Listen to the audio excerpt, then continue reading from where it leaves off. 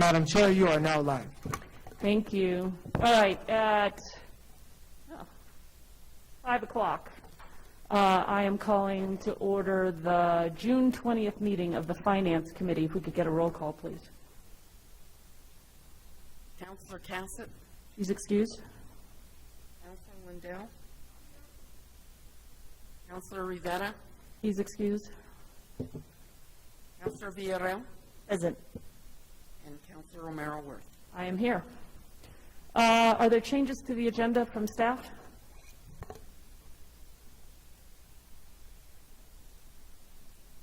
Any changes from the committee? Is there a motion? Move to approve. Second. Motion and a second to approve the agenda. All those in favor, aye? Aye. Aye. Anybody opposed? Motion passes. We are on to approval of the consent agenda. Are there items the committee would like to hear? Councilor Lindell. Thank you, Chair. I just got this open. Maybe. I can go to Councilwoman Villarreal. Sorry. Thank you. Thank you, Madam Chair. Items, let's see, item R, just for a few questions, and item S as in Sam. No pun intended. Okay, is that all? All right, Councilwoman Lindell. I don't usually call you that. Thank you. I'm trying to find, it doesn't seem like my notes are showing up here, but I wanted to pull the item on the police car purchase. Can anyone tell me what item that is? That is item H. H. And also the item on security. Was that the one you called, Counselor? Thank you. That's all.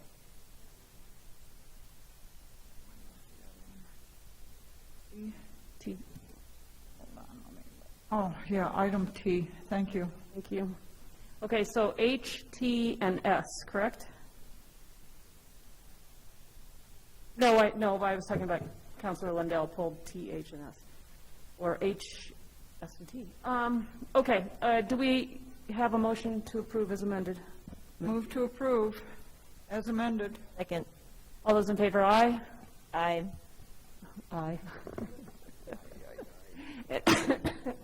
Anybody opposed? Motion passes. All right. Approval of the minutes for the Finance Committee, May 31st. Are there changes to those minutes from staff? No changes, Madam Chair. Changes from the committee? Is there a motion? Move to approve. Second. There's a motion and a second to approve the Finance Committee minutes from May 31st. All those in favor, aye? Aye. Aye. Anybody opposed? That motion passes. Executive session, we do not have one. Presentations, we have two. We are going to do a virtual presentation. We have with us tonight Dr. Riley S. White. He is, I'm going to let him introduce himself, I guess, but he has been presenting in front of this committee. He's an economist at UNM, and he's going to give us an update on where we are. And welcome, Mr. White. Oh, thank you so much for having me. I am so sorry that I'm doing this digitally, and I hope you all can see this okay. I will share my screen in a moment. I was kept in Albuquerque longer than I would like, and so consequently I'm here on live. Let me go right into sort of a quick sort of overview. Mr. White, can you turn your volume down just a tad? Turn the volume down. I'm so sorry. I should also speak quieter. Don't worry. Let's see. Microphone. It's hard to get that right when you're not in the room. And then you're the... Is this any better? Madam Chair? Yes. I went ahead and lowered him a little bit. He should be okay now. Okay. I guess you're okay. The powers that be tell me that it's going to be fine now. Is this a little better or no? I think it's okay. Now the next problem we have is your screen shows your slides. Can you give us a presentation view so we're only looking at one? Okay, I'm sorry. I'm trying to make sure I hear everybody. I apologize. Let me have you guys up to 100. So would you Does this look a little bit better? So we can see your that's better.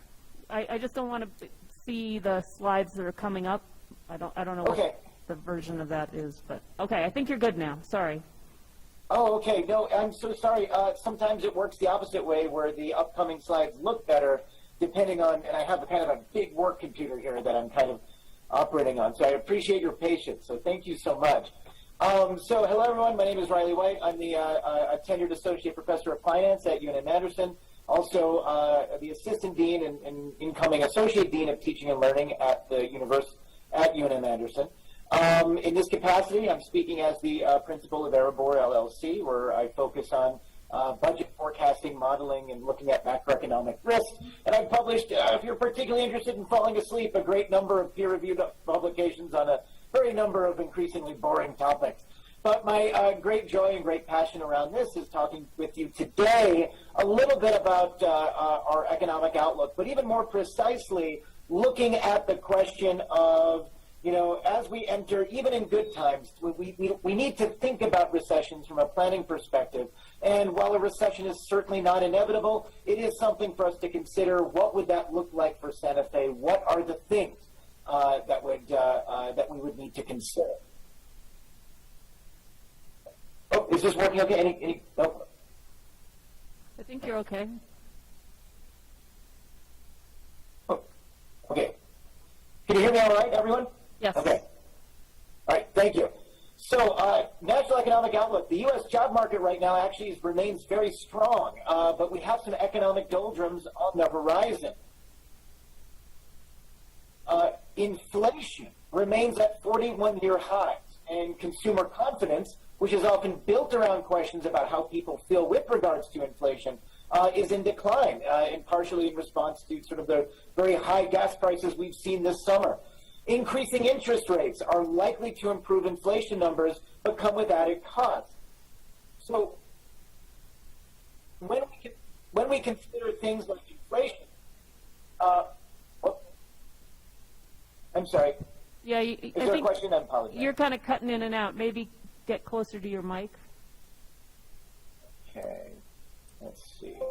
That's better, isn't it? I apologize. I'm sorry. It looks good on my end. I know we have a strong signal here. I am sorry. Would you like me to?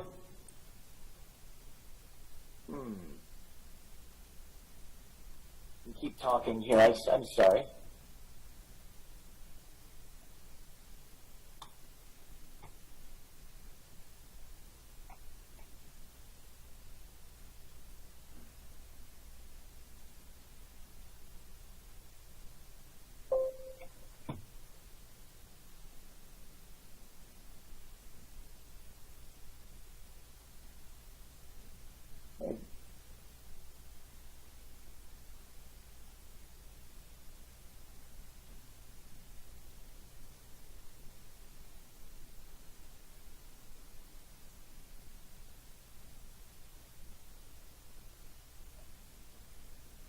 Should I try again? Are we? Yeah, that works. Okay. If you're good, we're good. We're just going to go with it. Try to figure out an easy way to. I know this is such a pain in the butt sometimes, so I'm very appreciative. Anyway, inflation is remaining near 41-year highs, and interest rates are a really interesting part about this as well, and something that we should consider. Interest rates, we heard the news this week. The Federal Reserve raised short-term rates, discount rates, by 0.75 percentage point. When the economy does really, really well, the Federal Reserve, in an effort to control inflation, will raise interest rates. That makes it more expensive for a bunch of projects across the economy. And the Federal Reserve controls just one interest rate, and that's overnight lending to large banks. But it has a ripple effect in a lot of other rates that control where we think the economy will go. And so when we think about these things, this is a measure to control inflation, but it also makes a lot of stuff more expensive, such as the financing that goes around projects and project planning. So when we look at national job market data, for instance, we know that unemployment remains really, really good. It remains near historic lows at about 3.6%.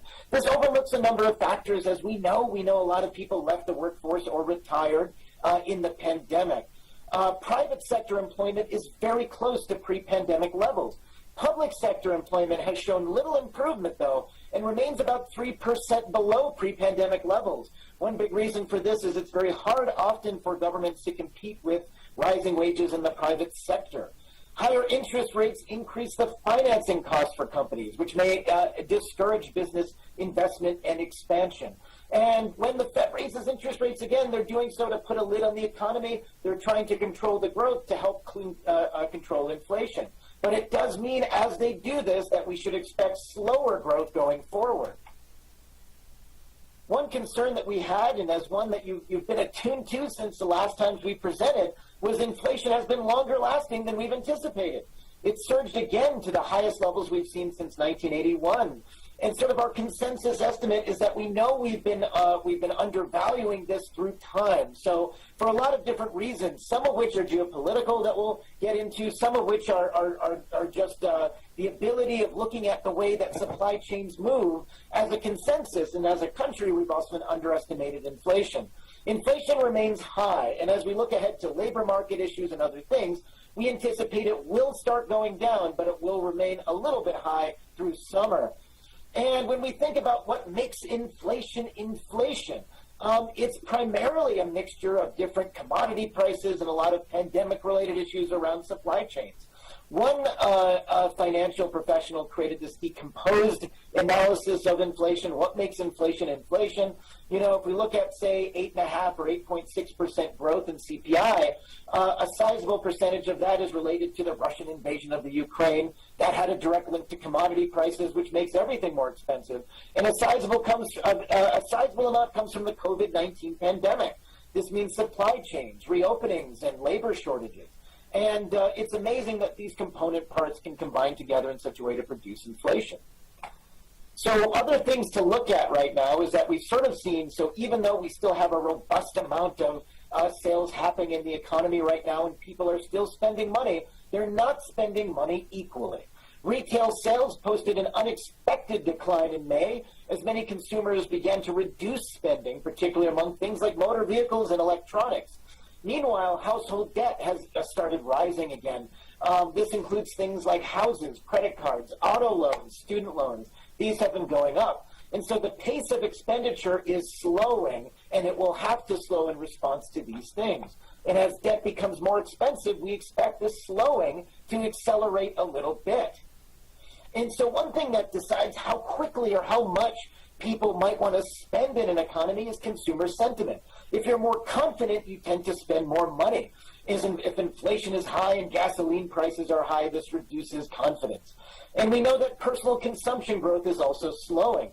Another thing that will relate to sort of the slides that we talk about next is real estate prices. We know they've gone up so much in value that real estate prices as a whole have become have made people feel who own houses richer. And when people feel richer, they spend more money. This can also change, for instance, going forward, if there is, if real estate prices slow their continued expansion. So one thing here, thing we noted in this week, in this last sort of the last week we had here, and you've read about this news, is that housing as a whole has become much more expensive. The 30-year fixed mortgage rate surged to about 6.28% this week. Compared to January 2021, it means that people can buy about 1/3 less house than they could a year and a half ago. And this will inevitably result in effects to real estate prices. But home sales have continued rising unabated. And part of the reason for this is that inventories have remained near lows. When inventories, homes available for sale are low. So in areas where people want to live, in places like Santa Fe, we're seeing that these low inventories are combining to produce very, very high price growth. That's very, very extraordinary. And one other effect that's worth noting is that this declining affordability for homes has also put pressure on the rental market, which also has seen significant increases in rents, including about 19% year-on-year growth in Santa Fe. So the question is, as we look at this and we say, well, what industries benefit from rate hikes? Initially speaking, when the Fed raises rates, this often precedes changes to the economic cycle. And we expect that this year, when you follow the stock market or do all those things, we've seen a lot of volatility and a lot of downward volatility. And that's going to be the case for a lot of this year. Areas that do well might be companies, especially financials, usually things like insurers. They often hold a lot of state debt to back outstanding insurance policies. Holding all this debt that pays higher interest rates will reward them more. Brokerages and banks will achieve greater interest rate margins. Consumer staples. If people get nervous about the economy, they keep buying stuff that matters, things like toothpaste, toilet paper, things that people always need. Consumer discretionary is a little bit more variable. It depends what kind of consumer discretionary. But overall, one of the things to look out for is that it will be a very volatile and complex year in markets this year. And another thing that the Fed is trying to do, and we think about this, and we mentioned this in a previous discussion, questions around threading the needle. How do we make monetary policy in such a way that we can help lower inflation, but at the same time prevent an economic recession? And the Fed is going to continue to raise rates throughout this year, and the rate hikes we saw last week were not going to be the last one. Raising rates too quickly often increases the risk of bad economic outcomes. When the yield curve, which is sort of this connection of all that government debt, normally it's upward sloping, but as it flattens out, that often predicts recessions, and it's done so 7 of the last 7 times. When you raise rates too slowly, this allows higher inflation to persist. And so the Fed is trying to judge approximately how much monetary intervention they can perform without adversely affecting the economy. And that's a very, very hard thing to do. Monetary policy is going to be incredibly important this year. And one thing I want to also consider is let's look at how municipalities fare during recessions.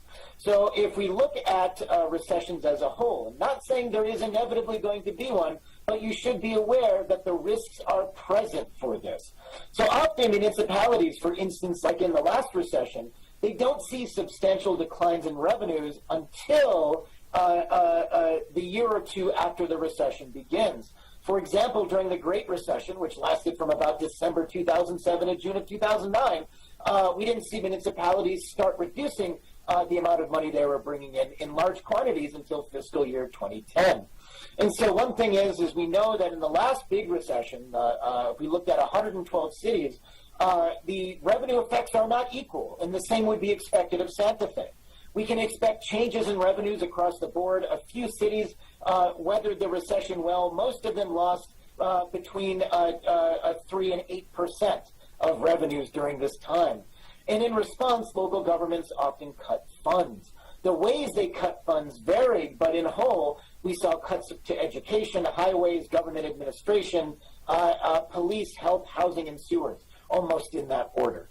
And so within that context, then from that information, that provides some context in what to expect. So what do you think? What does this all mean when we tie this together for the city of Santa Fe? First is that higher interest rates will slow economic recovery, but it also will combat inflation. When we have continued inflation and higher gas prices, this makes boosting consumer spending more difficult. Particularly, even though we've had a lot of inflation, wage growth has tracked behind by about 3%. What this means, inflation boosts GRT revenues, gross receipts taxes, but lower consumer spending or sentiment can potentially also reduce GRT. Reduced consumer confidence is likely to affect travel volumes, not so much this year and what we've seen into fiscal year 23 and 24, which would be, again, exacerbated should a recession happen. Lodgers' taxes then are vulnerable to changes in consumer spending. And again, what does tourism have to do with real estate? People will spend more money if they feel richer, and once those house prices level off or even go perhaps in the opposite direction, you'll see spending adjustments by people in the other direction. Property taxes have some protection to short-term economic changes. We know that even though properties have values have increased drastically in the last year and a half or so, these have not corresponded with increases in property taxes because, of course, of the statutes in New Mexico state law that limits how much property tax can increase. So adverse economic outcomes increase the delinquency rates of property taxes in real time, but property taxes they're a little bit of a more slow burn. While an economic recession is possible, it is not by any means certain. And when we think about putting all of these things together, we end up sort of with a scenario where Right now, the economy is doing well, but it may not always be this case. And as we look forward, pay close attention to monetary policy and inflation and how the economy responds to the incentives that will happen over the next 6 months. And now I open it up to any questions anybody might have. Thank you, Dr. White. Questions from the committee? Councilwoman Villarreal. Thank you, Madam Chair, and thank you, Dr. White, for joining us. Can you hear me okay? Is that a yes? Yes, I can hear you. I'm sorry. It's very faint. I had my speakers turned up maximum, so, Okay. so I'm sorry if you have to shout. And if there's another way, if there's I took off my mask, so so that might help. I just had a question about, I was at the beginning of the presentation on slide 5, and there was a bullet point about consensus inflation has been underestimated by both economists and markets, encouraging the Federal Reserve to take more drastic action. Can you say more about what that means? That's right. So initially we had thought, and so if we go back in time a year and a half ago, let's say, we knew that with the injection of the stimulus money that the economy was going to come back faster than in previous recessions. And it's an unsort of refined, we don't have, we're trying to create estimates in aggregate as a field as to how much the economy can handle. And so in total, we injected about $5 trillion of stimulus spending, which resulted in the fastest economic recovery we've seen following a recession. But the downside is on the other side, it encouraged consumers to spend a lot of money. Our supply chain issues, and specifically, if we go back to sort of the rapid sort of economic contraction we had in April of 2020 during the early portion of the pandemic, a lot of companies looked at this and said, my goodness, this is a significant loss. It's going to take us years to recover, and they reduced capacity. Capacity demand recovered a lot faster than expected. Companies were unprepared for this demand, and consequently, we ended up with a lot of supply chain issues. And as we entered the situation where we had a lot of money flowing in and the economy was improving, these supply chain issues became very complicated, and they resulted in one part in sort of our first estimation of where inflation comes from. Commodity prices rose with the Russian invasion of the Ukraine, and this added yet another wrench into our system. So the fundamental issue was that we underestimated how quickly our supply chains could be resolved and how quickly that companies could meet adverse demand issues in these sort of increased demand issues in the economy. And as a consequence, we had more inflation than we expected. So we expected that this would level up on its own fairly quickly. The Fed did not respond immediately. They sort of waited a little bit to see what the numbers would look like. Once inflation became a true problem, they started raising rates in earnest. And what you saw this week, or in the last week, was the biggest rate increase that we've seen in a generation, going back to early 1990s. So as a whole and as a field, we have underestimated the recession, the inflation rate. But as a consequence, the Fed is now very attuned to it. The Federal Reserve historically had a dual mandate. That's to keep inflation around 2% and to keep employment maximized. And although there's been some, they were off that mandate a little bit as we recovered, there is an intention at the Federal Reserve to get inflation under control. And so consequently, that's why they raised rates, and they're raising rates in earnest now. And so inflation is being taken very seriously, and higher rates, because they restrict economic activity, should be a way to do so. Thank you. Thank you, Dr. White, for that explanation. And I'm actually really shocked about the mortgage interest change from 6.28, and I think in November or December, the rates were down to, 2.2 or something like that? Yeah. 30-year mortgage rates, I know in early January of 2021, bottomed out at 2.65%. They've since risen above 6.28%. And so, for instance, if you had taken out a $300,000 mortgage in January of 2021, you'd pay about, excluding taxes, about $1,200 a month. To have that same payment in today's terms would buy you only about a $200,000 mortgage. And it's hard enough to find real estate anyway at those prices, but nonetheless, as an exercise, it shows you just how much earnings power in mortgages that we've lost. Right, thank you. It's kind of scary. And actually, I was curious, I guess I wanted your opinion about a recession. I did talk to Secretary of Economic Development last week, and she was pretty certain that we would go into a recession in New Mexico, and I was curious what you thought. It's always the key prognostication is, will there be a recession or not? I think if I was offering a precise bet on this, I think a recession is always inevitable, but when? And looking ahead the next year or two, if the yield curve continues to look the way it does, and sort of one thing that I can't underestimate is how correct this has been. Even before we had a pandemic, the yield curve was inverted and anticipated a recession. And the yield curve is often right for all the wrong reasons, but I would say that given that the yield curve is already partially inverted and looking at some projections as we go up here, we should expect growth in response if the Fed maintains its rate hike plan over the next year. This will raise short-term rates significantly, and it will help inhibit an economic activity. And I think it is probably somewhere, I would say 50% odds by the end of next year looking at a recession going forward. And I wish it was more precise than that, but these are much higher numbers than I would have thought even a year ago. We're sort of going through the economic cycle very quickly. And so that's why it's with some gravitas that I want you to take, sort of all of this, in consideration. But it is not inevitable, but it's increasingly likely. Right. Thank you for the information, Dr. White. No further questions. Other questions from the committee? Councilor Garcia, did you have any questions? Okay. Thank you, Dr. White, for being here. Appreciate it.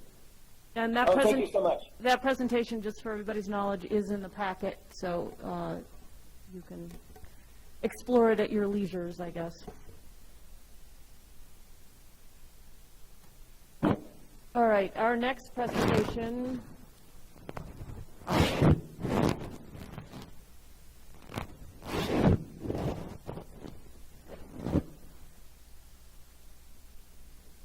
We have a FY21 audit status update and work plan review, and we have Ricky Bejarano, our interim assistant finance director, with us.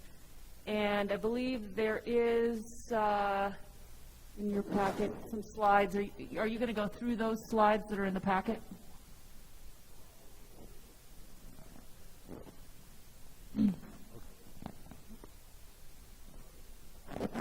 Okay, perfect. So I'll turn it over to you. Thank you. Not great. Testing. There you go. You kind of have to have it right next to you. So thank you for allowing me to be here. This is an update on the FY21 audit. And as always, my presentation will be as exciting as watching grass grow. So please bear with me. And also, to make it maybe a little bit more exciting, please interrupt with any questions that you have as we go along. By way of background, the work plan that we developed in response to the Office of the State Auditor and the Department of Finance and Administration requests consisted of 27 items that have been labeled deliverables to determine whether CLA, which is Clifton Larson Allen, the auditors that disengaged, will re-engage to the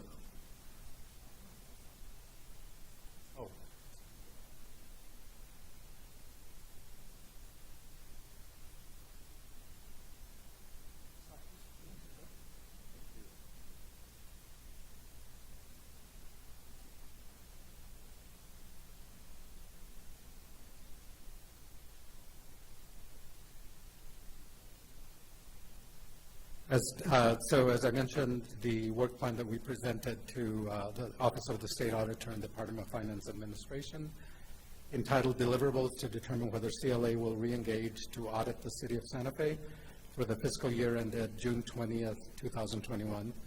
The responses and updates were generated by the City of Santa Fe, the Accounting Department, and the primary contractor, REDW. What we submitted back was actually a little bit more than was requested. We basically took the 27 items, enumerated them, and then developed responses along with remaining action items, and covered areas from the scope of work for each contractor to actual trial balance assessment, which will be necessary regardless. The first item was essentially the trial balance, which was a big issue. The consultants have continued working and have provided 144 adjusting journal entries to the city. The adjusting journal entries are pending the 2020 close. 2020 fiscal year has not been closed completely yet, and the trial balance assessment for the account reconciliations has been completed. The remaining action items, our additional AGEs, will be required once the cash reconciliations are completed, which I'll cover in a little bit, and then migration of the trial balance to Munis. I think I've mentioned before that the contractors have been developing the trial balance off Munis within a system called Caseware, which is what REDW uses as their system. It's basically mirroring the trial balance off of Munis, but in order to avoid any accidents or mispostings within Munis, they're being tested first within the REDW system, and then everything will be migrated to Munis. The second item was the detailed listing of journal entries proposed and approved outside of the Munis environment. As I mentioned, these are being developed in Caseware, and the auditors were aware of this, which is what leads to this request. That can actually be provided now as we go, and they are ready to go, but there will be some additional AJEs. I think there's a question? No? I don't think so. Although, as long as we've interrupted, AJE, what does that Oh, mean? I apologize. Those are adjusting journal entries. There we go, okay. Those are entries that we develop to correct items that are within the system already that were either misposted or the amounts were incorrect. And what we do is we develop an offline adjusting journal entry that we post into the system. Item 3 is the reconciliation of fund balance to net position. Fund balance in the fund accounting world is essentially a capital account. Typically, you have revenues, then expenditures. The difference is either net income or net loss, and that's posted to the capital account. It works the same way in fund accounts. Funds are separate, standalone, self-balancing sets of accounts. The city has approximately 70. So in other words, it's essentially 70 subsidiary sets of books. The fund balance reconciliation has been completed up to this point. It's only pending any adjusting journal entries that may need to be made to correct fund balances. Item 4, reconciliation of balances in the payroll liability account, Fund 940. Those have been reconciled and had been reconciled for some time, and those are good to go and ready to present to the auditors. Work item 5, Gatsby 84 worksheets for funds previously disclosed as fiduciary. Our fiduciary accounts are essentially BDD and SWAMA, and those accounts currently are, the reason for this request and this requirement is that those have been fused or commingled into the city's, over the past few years, into the city's general ledger. Our target date is by 6/30 of 23 to have those extricated and have BDD separate and SWAMA separate, and essentially we'd have 3 sets of books. It's a little bit, it's not as easily done as just saying it, but it's something that's very necessary, especially Gatsby 84 pertains to fiduciary accounts, and accounting for, one of the requirements is that we account for them separately and be able to provide that on demand. The reconciliations are performed and are pending review. Now what we need to do is compare our records within the city to other records that are maintained by BDD and SWAMA and ensure that they're correct.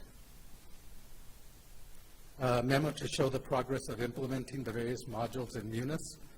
The zip file that was sent out to Finance Committee members, or actually I think all council members, has that listing, and it shows which modules have been either completely implemented and are being utilized, partially implemented and only partially utilized, or have not been implemented, or have been implemented but are not being currently used. An example of that is, for example, the capital assets module. That was fully implemented, data was migrated, but there hasn't been any use since the implementation in 19. And we are working towards that, and that is already provided. Of course, the biggie for us is the cash reconciliation section. The final cash reconciliations as of June 17th, 2021, the 4.6 million unreconciled difference. That was essentially, we had more money in the bank, 4.6 million, than we had recorded in the general ledger. We're down to approximately 600,000. And at this point, it's only appropriate that I express a corny joke between why the banker divorced the accountant, and it's because they had irreconcilable differences.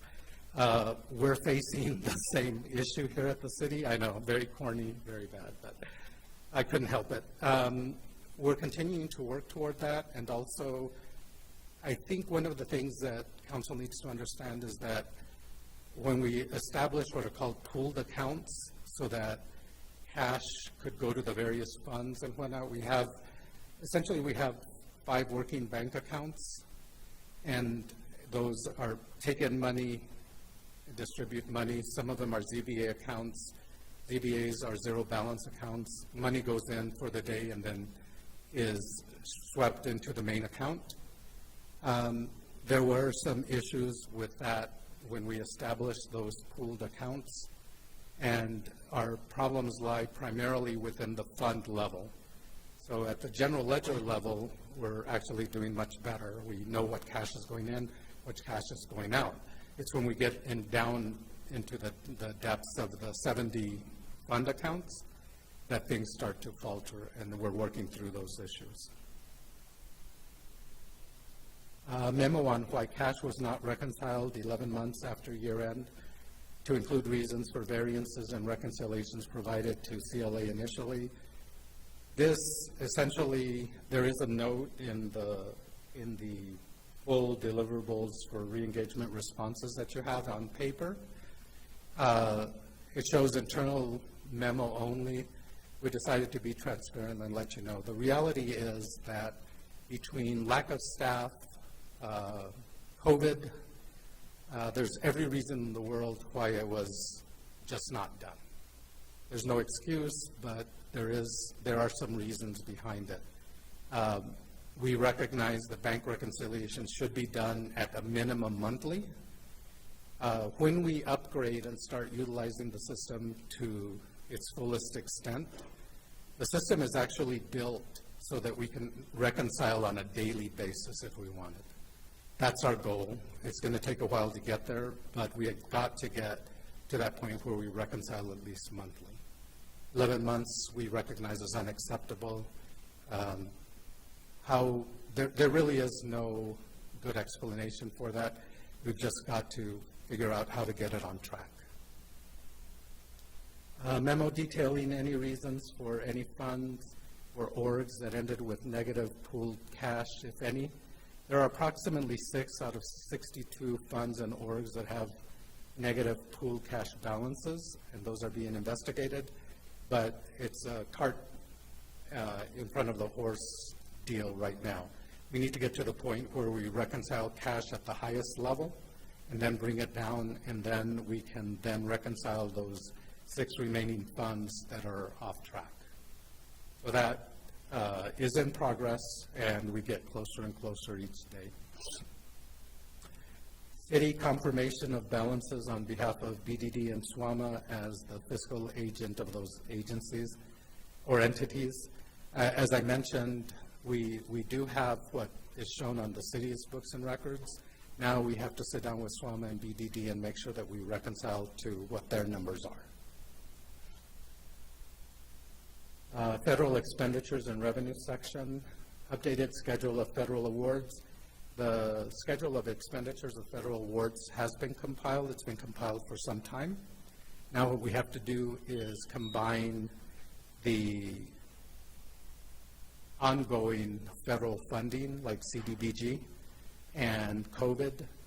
This will change what's referred to as the major fund determination for federal funds because of the COVID money that came in. It's actually taking a front seat. Reconciliation of expenditures of federal awards to the federal revenue and deferred inflows.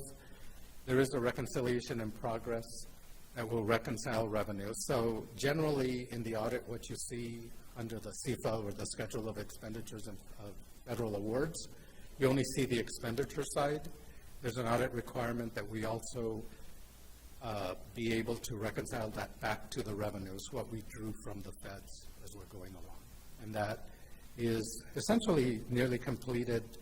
REDW will be on site next Thursday to complete that or to work towards completing that. Memo of the city's progress to seek reimbursements for federal award expenditures before the close of available grants. This comes from a finding in the audit of 2020 where we lost some money because we didn't draw the money quickly enough. And we're in the process of examining that and making sure that we did draw that.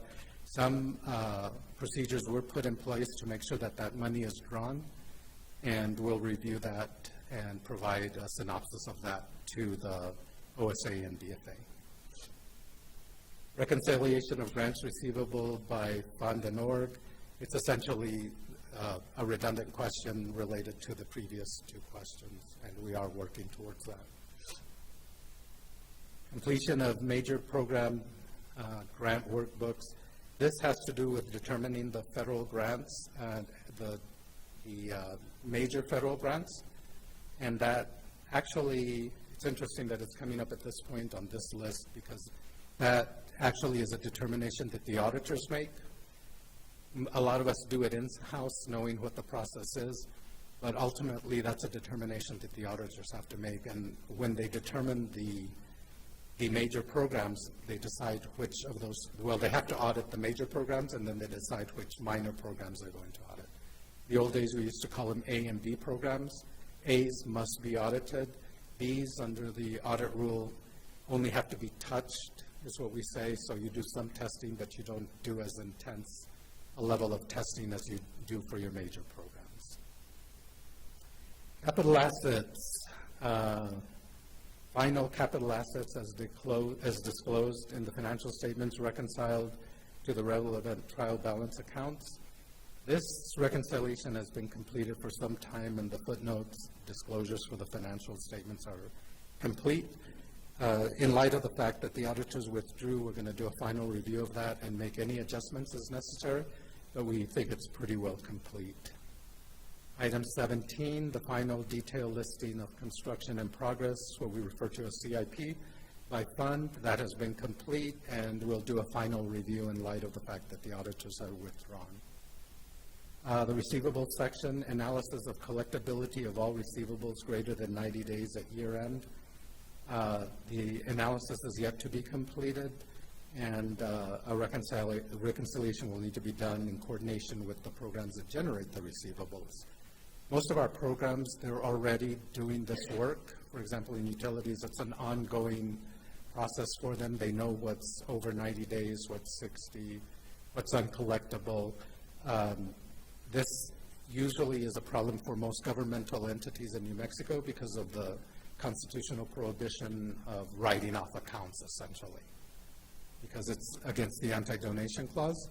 There's not a whole lot you can do with uncollectible accounts other than deactivating them. So we'll look at those and have good numbers for those. But that's done, from my perspective, that's done pretty well and pretty efficiently within the programs.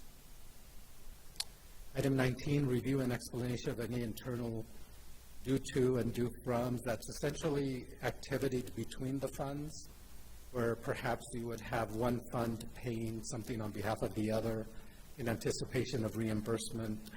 That's just one real basic example. AJEs need to be generated and adjustments made, but that has been examined, and we know what needs to be adjusted, and they're not terribly large. Schedule showing all transfers and the purpose for each transfer. That's an ongoing thing. It's essentially we work with budget to see what has been transferred from what account to, or what fund to what other fund. Why was it legitimate, and that we will generate a listing for the auditors when the time comes. Work item 21, accounts payable listing by vendor and invoice organized and reconciled by fund. The city's GL has been adjusted and agrees to the accounts payable listings in the subledger. Adjustments have been made. For example, if we get a balance, we're relying on the programs that generate these accounts receivable, and their information is generally better than ours, so any adjustments in the general ledger are made to adjust back to those programs with some questions, some analysis being done. Item 22, final results from the review of subsequent disbursements. That's complete, but it's ongoing. You're still required at the end of each audit. We're almost 12 months out. We'll still have to go back to see what was paid on behalf of 21 and 22. And that goes almost right up to the date of the auditors leaving for field work, and they haven't come back, so it'll be significant. Item 23, memo to discuss the review process of the invoice entry in Munis. That's been completed, and the process has been noted in memo form, and that can be provided upon demand. Item 24, detailed listing of expenditures incurred and requested from reimbursement through the Coronalized Relief Fund.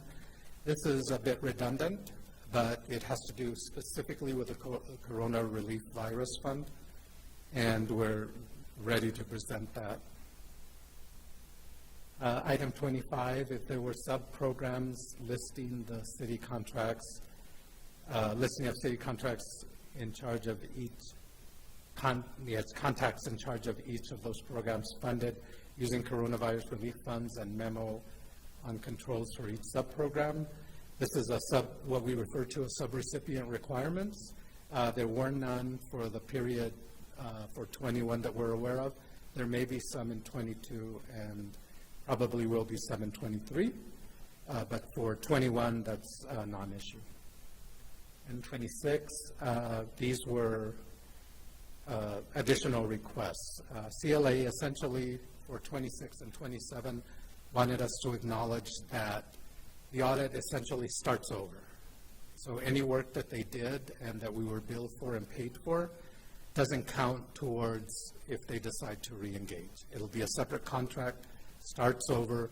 We can't rely on any of that work that was previously done by CLA or even on our side or the contractor's side. The other thing that they wanted us to acknowledge is that when they come back to do a readiness for audit review, they will charge us for that to see if we're ready for audit, because it's a separate, they consider it a separate scope, and we've made those acknowledgments.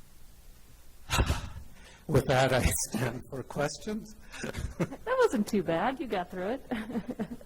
We're still awake. Questions from the committee? Councilor Lindell.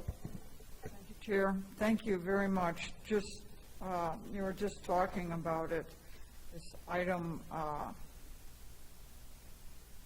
26, the acknowledgments, item 26 and 27. Is that typical? Madam Chair and council members, it's not typical for me. I've never, but a withdrawal of a firm is very atypical, and I've never experienced this before, so this is a whole new ballgame. I think, though, in principle, we weren't ready, and they came in, they tried to do work, or were trying to do work remotely. The things that we provided were not up to snuff. So what they're saying is the fact that they had to withdraw and having been with a firm, I'm looking at the considerations from the other side. You allocate so much time it's really difficult to then go and make up that time with other clients. So what they're saying is if we come back, we want to make sure that you're ready, but in order to make sure that you're ready, we're going to charge you for that this time. I get that part. How about the part where they say that anything that they did prior, we're going to pay for that again? Madam Chair, council members, I think that when you do a reboot on an audit, that would be typical. You tried to do this work, weren't able to, are coming back, and everything starts from square one. Okay, thank you. Thank you, Chair. Councilwoman Villarreal? Okay. The caseware, the fact that REDW, that they're basically doing a separate set of books in caseware, and then they're going to transfer it over to Munis, is that typical? Madam Chair, council members, yes. So, and it's actually good form, because you're taking ending trial balance numbers, and you're putting them in a separate system that you can then compare to the Munis system. So you do something within the, I'm calling caseware the control system. Okay. And if it doesn't crash on you, then you know it's good to move them over. If you were to make your adjustments immediately within the Munis system, then, because errors can occur even when we're doing the adjusting journal entries. So they're already posted there in the system. There has to be a formal process to take them out and then repost them. So whereas you can essentially erase them off the control system and redo them without having affected the live system. Okay, and this may be an unfair question. So of this list, percentage-wise, where are you in terms, I mean, some of these things, as you've noted, don't come till later. Where are you in terms of being audit-ready, do you think? Madam Chair, members of the council, I think that's one of the reasons that we failed in our previous attempt, is trying to attribute percentages for work that is iterative. Each one of these items is an iterative item.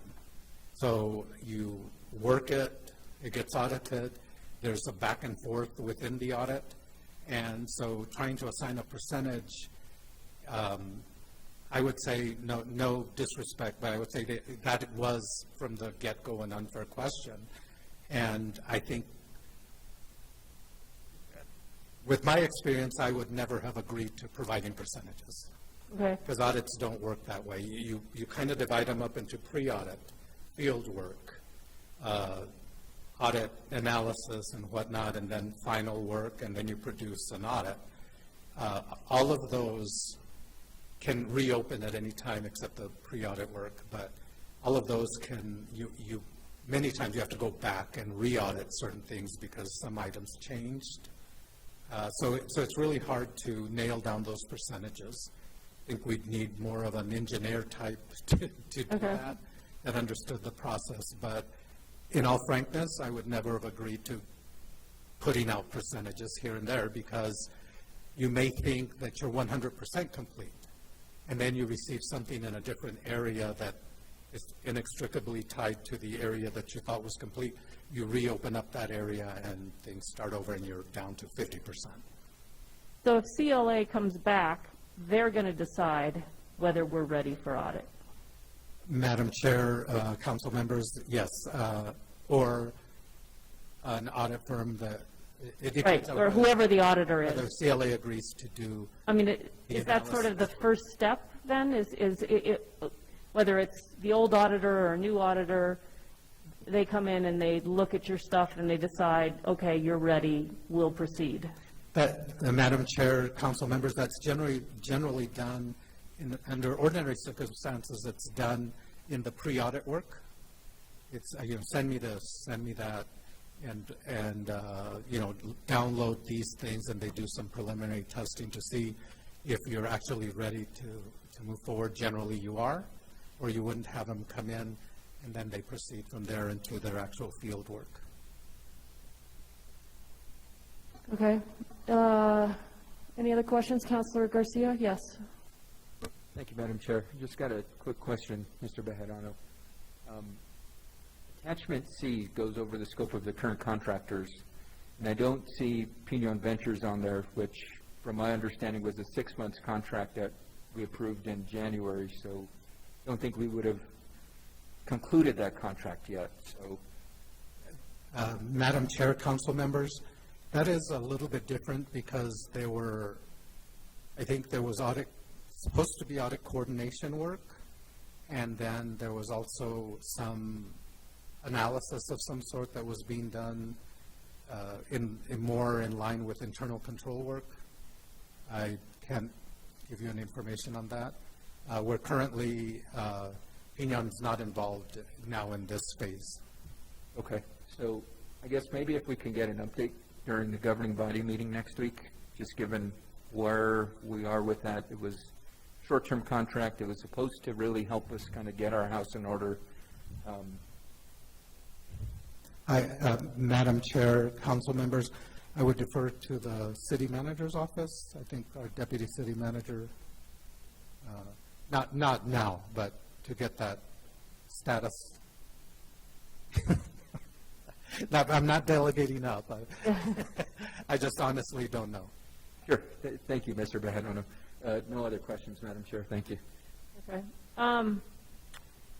So I think that's kind of, can you give us a quick overview on where we are with hiring and whether we've heard anything from the state auditor or from the Department of Finance and Administration? I think we're kind of hanging out here waiting for. Madam Chair, council members, yes, so we have interviewed for our Treasury officer, which is more of a cash control officer. We have made a selection and we're ready to submit that to the Human Resources Department to determine salary and develop the offer. As well, we have interviewed for our controller, and that determination's been made, and we're ready to submit that to the Human Resources Department as well. With the compliance officer and the payroll officer, I am the bottleneck. I'm refining the job descriptions and whatnot, but now that the other two major positions are out of the way, we will be working towards those within this week and hopefully advertise them the week following. With regard to update on what we've heard from the Office of the State Auditor and Department of Finance and Administration, we did meet with them, as I had reported to this committee before, and then we provided this information to them, mainly the information that we provided in the zip file to all our members. What we received back is a week ago, Thursday, we received a call from DFA, from Colonel Donnie Quintana, saying that they had reviewed the information. They still felt like we had missed the mark on some items, and they would be I requested to know what those items were so we could get them to them right away. And I believe they formed a work group between the Office of the State Auditor and the Department of Finance and Administration to develop a more precise request. And I understood that we were going to hear sometime last week. It's only Monday, so I'm anticipating we'll hear from them soon. Okay, thank you. Anything else you need to tell us? I think we've covered everything. Any other questions from the committee? All right, thank you. I appreciate it. All right, we are going to go to our consent agenda, and we have 4 items we're going to talk about tonight. The first one is item H, which is request for approval of FY 2022 supplemental police vehicle purchase and budget amendment resolution in the total amount of $2,061,534.66 for the vehicles, equipment, and labor costs associated with each vehicle. And we have our chief here. on that item. And Councilor Lindell, I think you pulled this. Yeah, I just have a question. Did we just do a police vehicle purchase? Madam Chair, Councilor Lindell, we did correct. This is a supplemental purchase. This is going to be for 10 Interceptor hybrids, 6 Ford F-150 responders, 4 F-250s, and 8 motorcycles. These were not included in the original purchase, in the other purchase. How come it wasn't included in the prior budgeting?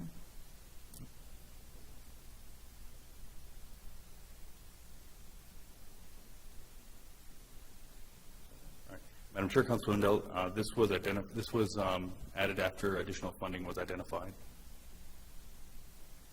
What was the additional funding? Where did we come up with an extra $2 million? We were advised of that by Finance. Okay, so I can So did we have okay, so we got extra funding. So prior to that extra funding, did we have, are these vehicles absolutely necessary to be replaced? So the point being that this is additional funding that's been identified. What if we hadn't identified this additional funding? Could these cars go another year?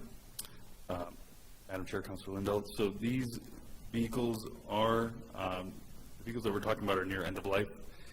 So we are, as an example, the BMWs that we're working with, we're down to currently 4 BMWs and 1 Kawasaki. Kawasaki's a 2013.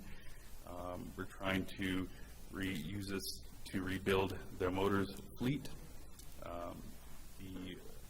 The hybrids vehicles are going to be, the priority was for, in the original ask was for patrol and administration. This purchase is going to be to supplement also with patrol, but also criminal investigations, which are all driving older hybrids and a couple of Tauruses.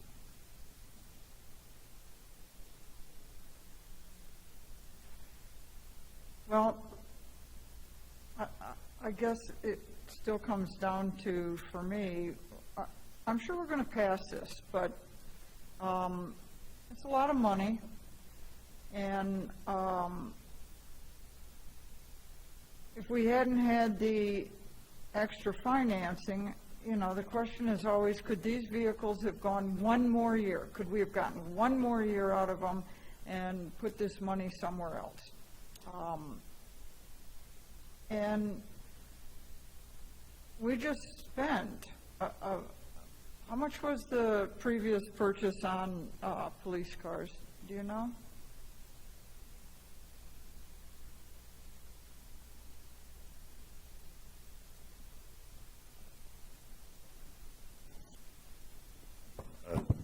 Madam Chair, Councilor Lindell, my recollection is that was $2.9 million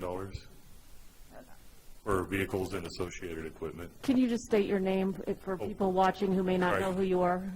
I'm Andy Hopkins. I'm the budget officer for the city of St. Louis. Okay, so just for easy math, let's say 3 million, right? Close. And this is 2 million. So we got $5 million in new cars for next year. 60% of it we had budgeted, and now we've got another 40% that is supplemental funding.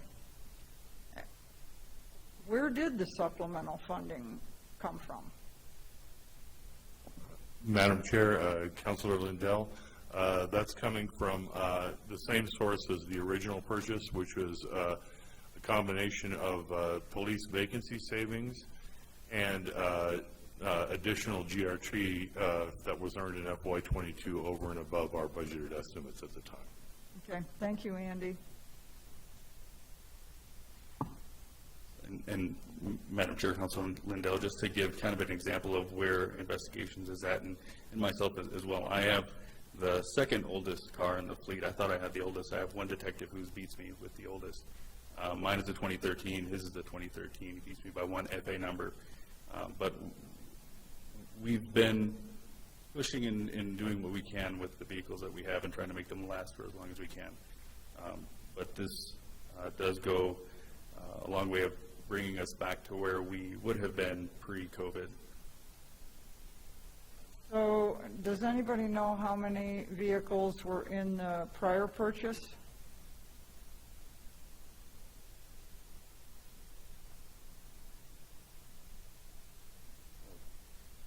Madam Chair, Councilor Lindell, it was 42 vehicles that were in the prior purchase. The memo here, we have 93 that are currently in need of replacement total. So we put in for 42 prior, we've got 28 here, so that's 70. So we're buying 70 new vehicles in 1 year. That's correct. And you're saying that we have a need for 92? When we factor in mileage and wear of the vehicles and years, then yes, ma'am. How many vehicles do we have total?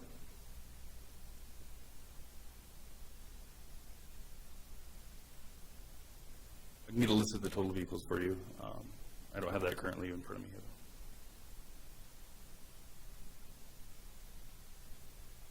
Okay. It just seems like maybe these purchases, I don't know, I'm not a transportation expert, but somebody is. I don't know how many vehicles are in our fleet, but it seems like replacing 70 of them in 1 year is a lot. And maybe we need to try to get this staggered a little. I can't imagine us buying 70 new vehicles every year. And so then these are all going to wear out at the same time, which presents its own problem for the future. I would really encourage us not to keep doing this, buying 70 vehicles in 1 year. I don't think it's good fleet management. Do we have a fleet manager for the police? Madam Chair, Councilor Lindell, we do. And this did come up in previous years when I was a Deputy Chief of Operations and DC Valdez was making these presentations. We were cut short of the original asks for the vehicles, and it was expressed then that when doing so, we were going to require a larger purchase when we were able to do that larger purchase. I would just ask that the point that I just made be considered for the future. That I don't think that we're going to want to entertain purchasing 70 new vehicles a year every year. And these are all, not all, it seems like when you buy them in the same year, they probably have a similar lifespan. So I just don't want to see us buying 70 new vehicles in a year. It's too big a budget hit. So those are my comments, Chair. Thank you, Councilor. Councilwoman Villarreal. Thank you, Madam Chair. My question is on the bar, so maybe Finance can clarify. So it does say a percentage was salary savings, and then the other piece, it said gross receipts tax. So there's two items. It says general fund, municipal GRT, and this is general fund state shared GRT.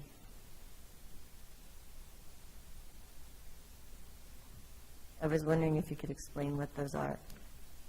Madam Chair, Councilor Villarreal, in the general fund, we have two major sources of municipal gross receipts tax. There's the locally imposed gross receipts tax that the council has the ability to set for various purposes. And then by state statute, there is a portion of the state's portion of general of gross receipts tax that is earned within the city that the city provides to us. So those two sources make up the general fund GRT. And that was $2 million? Correct. We're taking $1 million from each.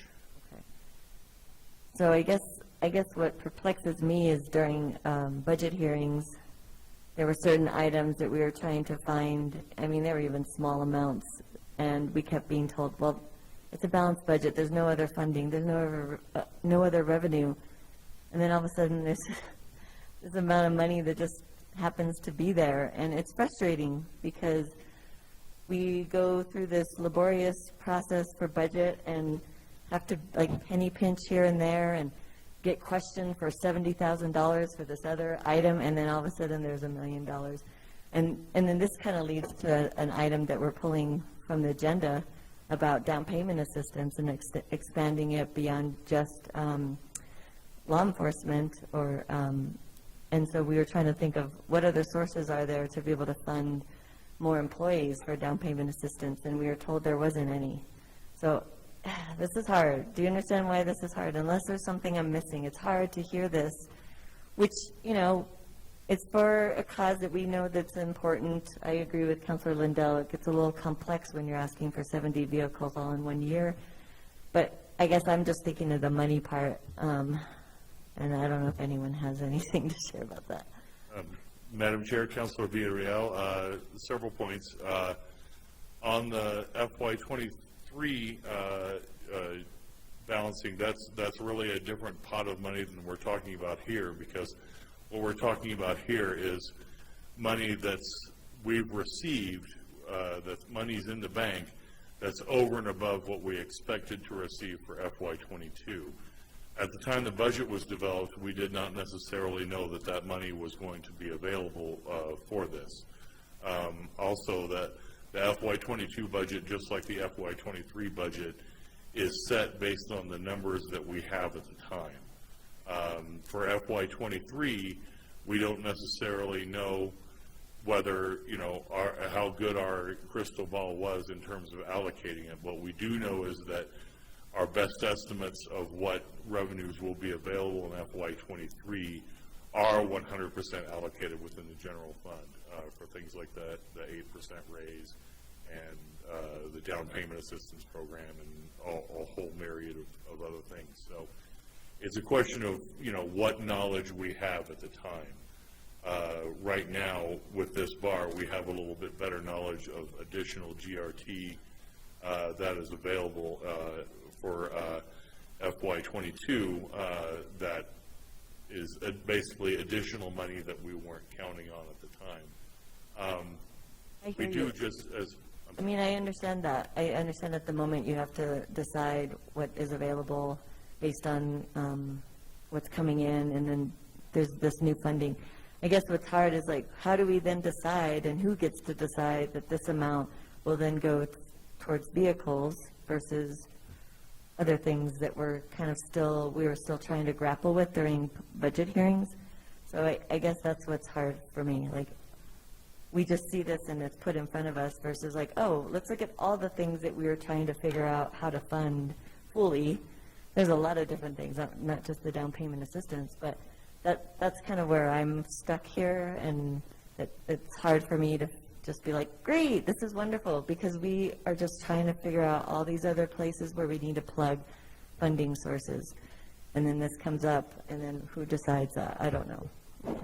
And just to add a couple additional points, Madam Chair, Councilor Villarreal, one of the things that, you know, is something that I'm always struggling with as a budget person is that really during times like this when the economy is going better, this is the sort of time when we really need to be thinking about adding to reserves, because as Dr. White was saying earlier, we have a real possibility of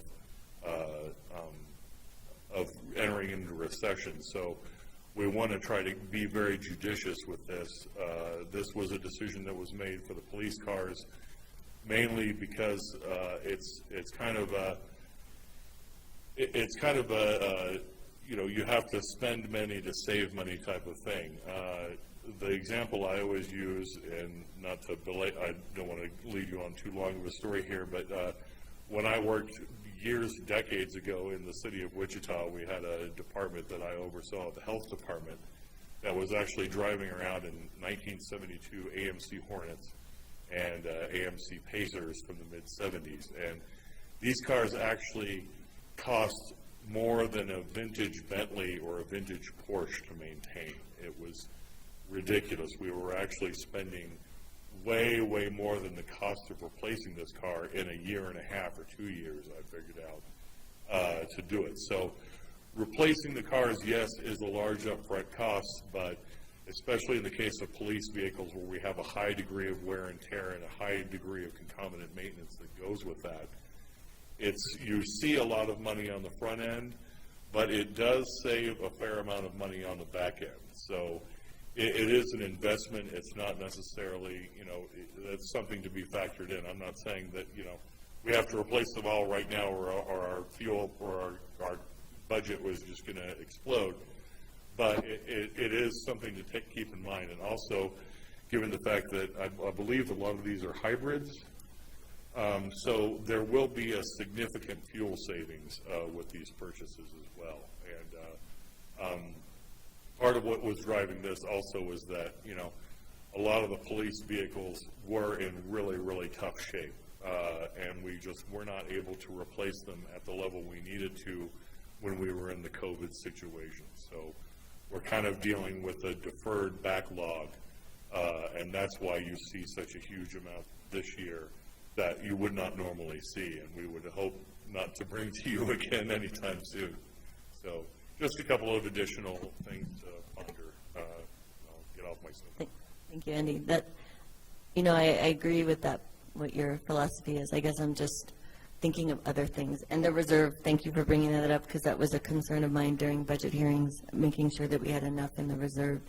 So all these factors, and just looking at our deputy city manager, these are things I'm always wanting to understand prioritization when we have excess revenue and how it gets allocated when there's other things that were brought up that seem to be put in the back burner. So I'll get off my soapbox. Thank you. Councilor Garcia. So, Chief, what's the average lifespan on a police car? Madam Chair, the average lifespan for the vehicles are roughly between 4 to 8 years. Like I said, mine is a 2013, so I'm pushing 9. Just curious. And how many, if we hadn't had a pandemic and if our revenues hadn't gone off the cliff, how many would we have replaced in the last couple of years? Any sense of that? Madam Chair, I believe the rough ask would have been about 32. And I mean, is that how, like, so we replace 32 every year, every 2 years? What keeps us like pretty current? Madam Chair, that's every year is about 32 is the ask. So, and again, I think to Andy's point, basically we're catching up because we didn't have the money to buy the vehicles we should have been buying as they were getting too old, really, to be of service. Madam Chair, that's correct. Okay. And I just want to also just reiterate, what we're talking about here is fiscal year 22, which is the year we're in until the end of this month, correct? Madam Chair, that's correct. And when we budget, and maybe now I'm going to hop over to Ms. Latero, when we go through budget hearings, we're looking at one budget year. So we're predicting how much money we're going to have, and we are looking to build what we want to spend money on in that particular year, and that's what we pass at the end of our budget hearings, correct? Yes, ma'am. And so what we have in front of us tonight is a budget adjustment request, which is how we make changes mid-budget year to expenditures that we approved last year for this year, correct? Yes, Madam Chair, that's correct. And the reason, again, we're able to do this is because, back to Andy's point, our crystal ball wasn't perfect. We are seeing revenues above what we had predicted, and so now we have the ability to spend that money, and in this instance, we're spending it to help catch us up from some pandemic spending we should have been spending on and didn't, and now we have the resources to do it. Yes, Madam Chair, that's correct. This year, I think, was extremely unusual in that the gross receipts reports that came in were not just a little bit above what was budgeted, they were substantially above what was budgeted. But how long that was going to last made everyone very nervous. We were worried about what Dr. White talked to us about today. You know, it's been great for the past 6 months, but what do the next 6 months look like? Right. And we approved another big chunk of budget adjustment requests, I want to say was it March? It was right before budget hearings, wasn't it? And it was to the tune of how much money? I can't even remember. Madam Chair, I'd have to defer to Andy to answer the specific amounts, but we actually did 2 rounds of very substantial budget adjustments, and that's the beauty of municipal government, right? At the state, you're locked in, you have a legislative session once a year, you really only have the opportunity to make changes at that time. In city government, we have regular meetings where we're able to come to you and say, we have substantial excess GRT, we'd like to fund these projects. And Andy's going to come up and answer your question right now. Right. I just need my memory refreshed.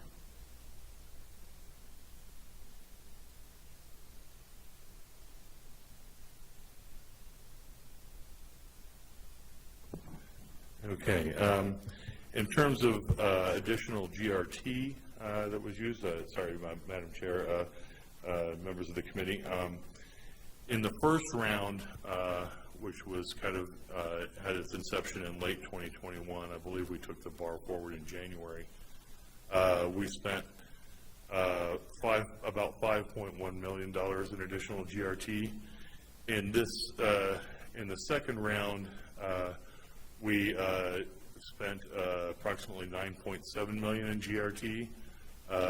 This would be an additional $2 million to add to that. So taking the total of them together, it was about $16.8 million total.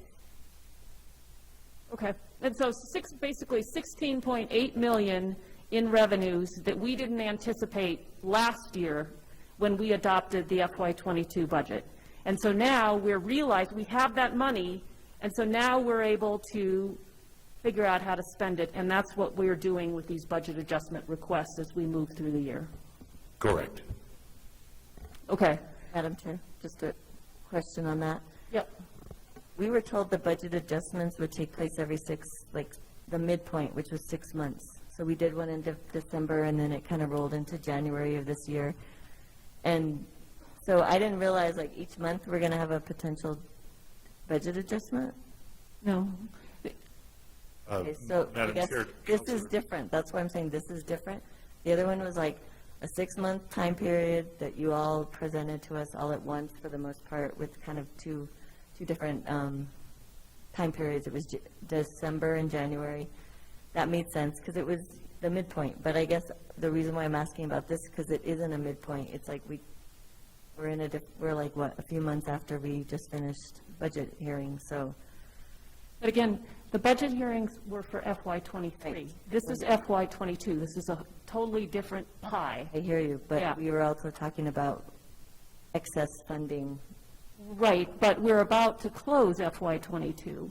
And so we have the opportunity before the end of the fiscal year to spend money that we hadn't recognized. And I think one of the things we may underappreciate, and somebody who drove this home for me is our former director, Mary McCoy, who helped me to understand how much work the finance committee or the finance staff does to bring forward budget adjustment requests. These are not small tasks, and so they aren't done every month. They are done when there is enough money and enough priorities to make it worth coming forward. And so I think, again, we've been in an exceptional year where our revenues have far exceeded what we thought they would be, and we weren't sure. And we have the opportunity to do some catch-up spending.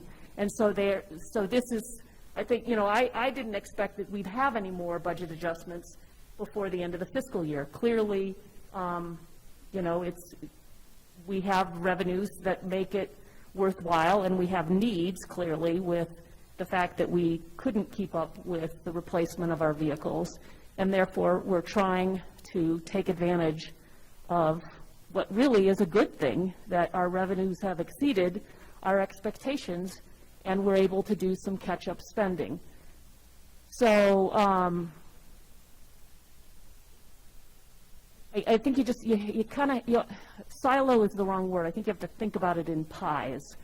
And we can't, so when we pass the FY23 budget, we're guessing again on what we think revenues are going to be like in FY23. We can't spend more money than we think we're going to have because we're obligated to have a balanced budget. So I think we'll be coming, you know, if the economy continues to be good, if our revenues continue to come in, there'll be more opportunities for budget adjustment requests. And I think in terms of who makes these decisions, you have, again, an executive through the finance department staff who has brought this forward as an idea. If you don't like this, vote it down and spend it on something else. But I think that the thing about who makes these decisions, we make these decisions when the recommendation is brought to us, and there's a memo in the packet that outlines why they think that this is a justified expenditure. So we make the decision. If we don't want to do this, we don't have to do this. I don't know why we wouldn't do it, but I do think it's really important to understand FY22 versus FY23 and how we deal with new revenue, revenue that comes in above our expectations, and how we allocate that to meet the needs of the city. I don't have any more questions. Councilor Garcia, your hand is up. Thank you, Madam Chair. Just a quick question, Andy. Given that we have the excess of $2 million that we weren't expecting that is being proposed to use here, what, in addition to $2 million, is there? I mean, it'd be good to know that what this pool of excess is. Just that way, as Councilwoman Villarreal was mentioning, if there are other projects where we can say, well, we weren't able to fund it during budget hearings, there's an extra $80,000, extra $4 million. I think it would be good for the governing body to at least have that knowledge of what is the pool of excess, what does it sit at, what is it being proposed to be used. And I don't know if you have that answer now, but I think that's something that should be shared across all governing body members. Madam Chair, Councilor Garcia, as of right now, the excess from the last time we analyzed was 4.2 million, but we are really hesitant. We do not recommend going in and just saying, okay, great, let's spend 4.2 million. We still have 2 months of GRT left to go in the year because of the 2-month delay in receiving it. There is still time for everything to go to hell and our GRT revenues to plummet. So we really do not recommend, except in special cases like this. I mean, this is really a special case. We recommend a policy of trying to build up our reserves now with additional GRT that we still have left in reserve, and hoping, keeping our fingers crossed that these last 2 months will be coming in along the level that we've seen and we don't have a major downturn. I mean, even this 2 million, it was, they kind of dragged me kicking and screaming into it, realizing that, yes, it was something that we needed, but, I'm a budget guy, that my priority is, now's the time when we should really be, trying to, meet council priorities as best we can within the resources we have, while still, limiting ourselves to maintaining a good reserve policy and making sure that, we have those, what former Director McCoy used to call rainy day funds, because, the one thing we know about the economy is that it, notwithstanding the weather, it may not be raining now, but it will be raining soon enough.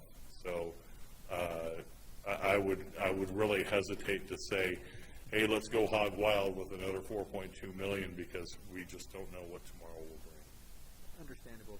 And so, does that mean the 4.2 that's we've got left is going to go into reserves? Madam Chair, Councilor Garcia, yes, we might. We are currently in budget with that we are understaffed. I'm actually have our temp person, Maria Griego, doing a comprehensive analysis of our year-end position. I am hoping that there will not be a lot of places where we have to use a little bit of this funding to plug some holes, but we are still analyzing that. I will be bringing, if there are any bars like that, I will be bringing them forward to you in July to plug those holes. Right now, I don't foresee a whole lot of it, but because FY22 was budgeted in a position where, we were financially stressed and we cut back quite considerably on the budget, there are a lot of places where we are seeing shortfalls, particularly in the areas of fuel and utilities, because as you know, and as Dr. White explained, fuel and utility costs are skyrocketing more than anything else in the economy. So, police department, public works, any areas that have a high degree of vehicle usage, we may be seeing some areas where we have to come back to you and say, we need to use a little bit of this GRT because there's just, we got to pay our gas bill, we got to pay our, our utilities bills. I can't say 100% definitively that we won't be coming back to you with more of this, excess GRT spending. I will, but as the budget officer, I will commit to you that not a penny more than absolutely necessary will I be approving. Okay, thank you, Bradley. And so, Can we have Director Latero wanted to add, if that's okay, Councilor? yeah, absolutely. Madam Chair, Councilor Garcia, I just wanted to remind everyone that we do a GRT memo monthly. Yes, I was going to bring that up. You should see what the excess GRT is coming in at. So you can see the trend over multiple years. We put graphs in it. I think it's very clear and concise, and we do produce that monthly. And it is sent to all the councilors. It should be in your inbox. It is, but in the instance, I'd like to see it all in one space where it does show that month, where we're at that month. Because I was looking at where we started to really see this uptick, and it looked like if it was maybe the trends really started to be there August, September, and we really started to see that. I think it was July we saw a downturn, maybe because there was a spike or something, and we saw less tourism dollars. I have no idea why it was. But the point I was trying to make is it'd be good to see what the excess coming in is at. That way, when these special projects come up, we're all aware of it. When there is other special initiatives, as Councilwoman Villarreal mentioned, we can lobby to use that resource. We don't know, we're not saying we're going to go immediately dip into it, but we can at least lobby to say, well, we have this, can this be utilized for that? And so I appreciate that. The GRT memo stuff, from my recollection, is I think they come 2 months later. So the ones that we should be getting this month in June, we'll be forecasting what, March? The GRT numbers for March are? March or April? Okay, so I think that's where be good, just as we have this upswing, we know there's going to be a downswing, and I appreciate looking at putting them in reserves. And I just hope that that stays consistent with these last 2 months and only use it to fill in the gap, so to speak, where we didn't plan for the resources.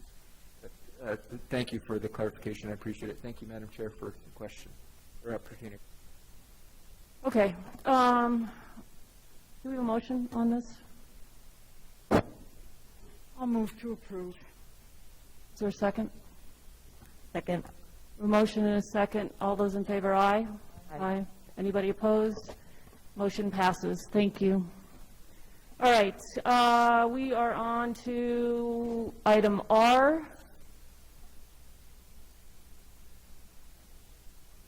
Request for approval of a collective bargaining agreement between the City of Santa Fe and the Santa Fe Firefighters Association, International Association of Firefighters Local 2059 for FY 22-23, where bargaining unit employees shall receive an 8% salary increase.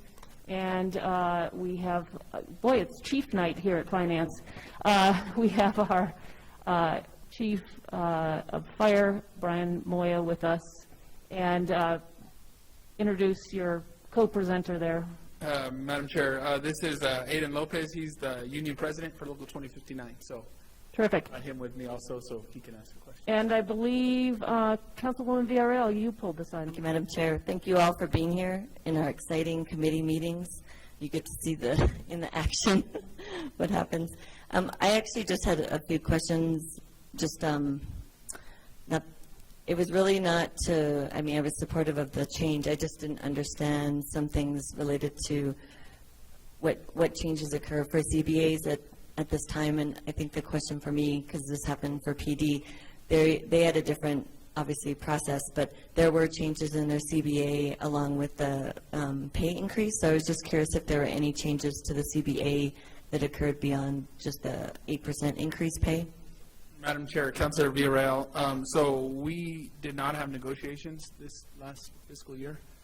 So we just opened up, me and President Lopez just opened up for this to get the 8% through. So the only thing that we're presenting here tonight is the 8%. And then we will open up the contract negotiations now in July. In July, okay.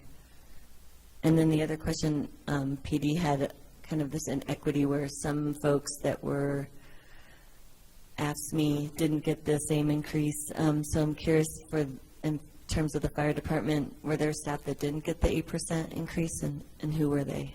Madam Chair, Councilor Villarreal, so everybody in the union bargaining agreement, the CBA, will be getting the 8% across the board. So okay. From firefighter 1 all the way to captain will be everybody in the CBA. So you don't have the same scenario where you have AFSCME folks that are within fire, they're all under the union? They're all within the union, and if they're non-union, then they're non-union employees, and they'll be getting it through the non-union. Got it. thing. Okay. Thank you. And then one other question, just from my knowledge, in the chart that you all provided, it has a breakdown of the pay plan for each year and different positions. And we talked a little bit about this, but I was curious if Chief or Aiden could explain this. The first year, firefighter 1, that's a 12-month, what do you call it? It's a probation. So beyond that time, once you finish the probation, then you go into firefighter 2, correct?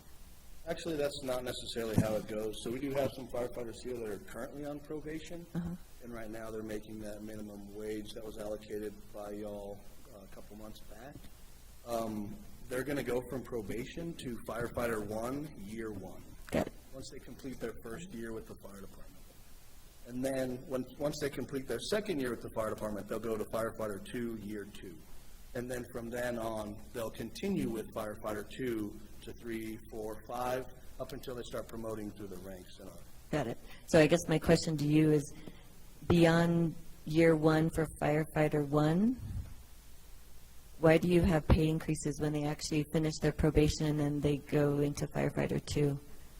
So we've spoken about this, kind of just leaving it blank or just blacking it out, but we just left it in there just for ease as of right now. But yes, there will be no firefighter 1 at 4 years. Okay. So what do you mean ease? It seems like it would be confusing to have those Our pay scales. understanding is, so we don't get this Excel spreadsheet. So the exposed, we've been asking for it actually multiple times just so we were able to have it. HR seems to hold on to this one. But, yeah, they're kind of in charge of that end of how this looks. And yes, we have been speaking to try to clear up a couple things, because there's a couple areas where, you know, yeah, there won't be a fire inspector technically 1 year, year one, and stuff like that. So we're just keeping it all with the numbers just so our members are able to find their title, find their years in service, and then just go from there. Okay, even though year 2 of firefighter 1 and beyond probably isn't needed? Yes, ma'am. Okay. All right. Yeah. That's all I had. No further questions. Other questions from the committee? If not, is there a motion? Move to approve. Second. All those in favor, aye. Aye. Anybody opposed? Motion passes.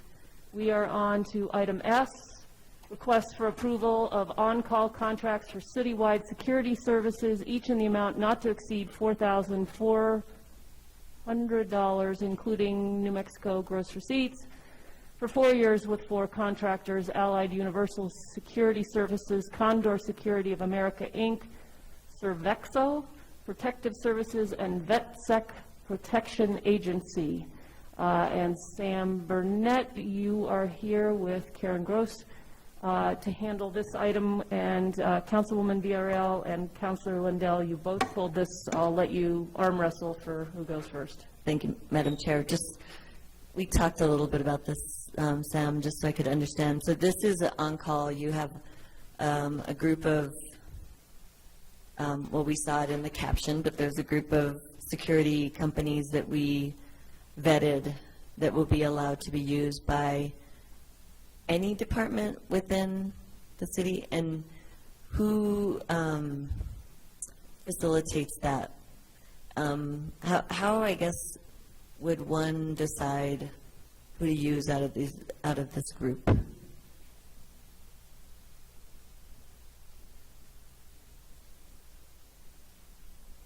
I think, Sam, the microphone might not be on again. If you just press. There we go. Chairperson Romero-Worth, Councilor Villarreal, thank you.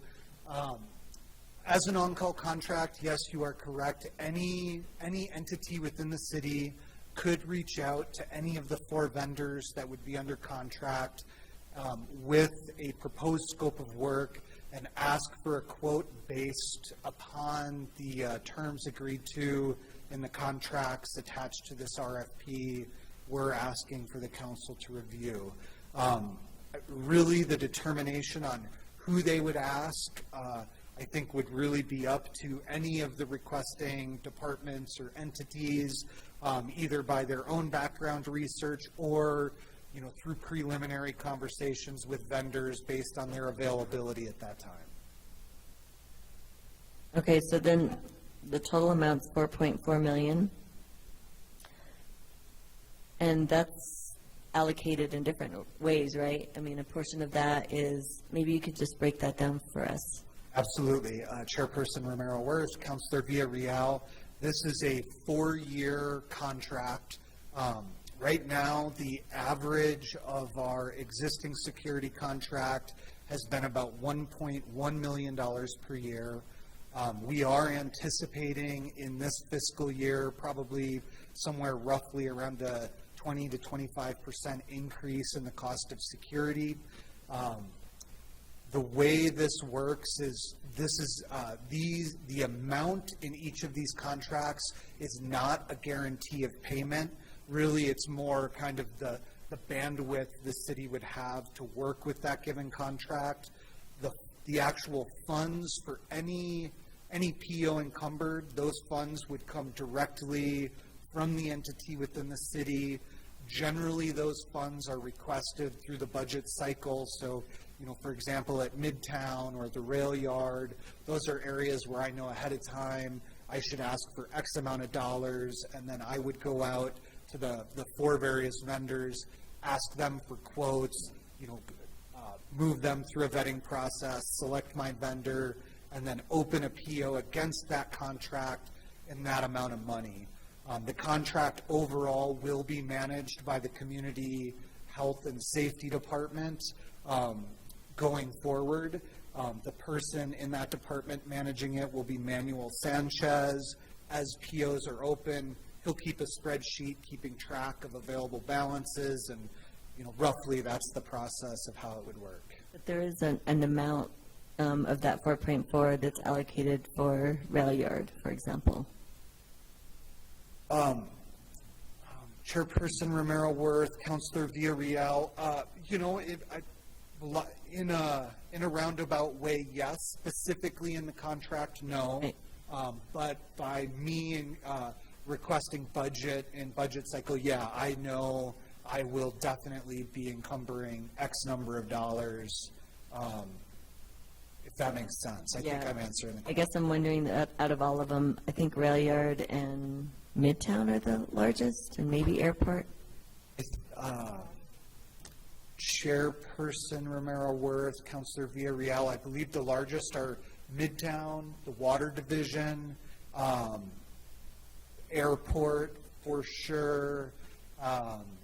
Those are the three largest as I remember them. I think collectively the libraries, which have 4 sites, is a pretty significant contributor. It's been a while since I've looked at the list. Recreation, yeah. I think, well, based on the caption, we do know what groups were selected. So what gives me pause that I've already brought up before is Allied. We haven't had a good track record with them since we've had the contract with them. And then in 2021, Allied and my favorite security company, G4S, which when I first got on council was our primary security company, and they have a lot of fraud and human rights violations, and they still do. I was actually looking it up today, and there's still issues with that company, not just, well, in our country, but also globally.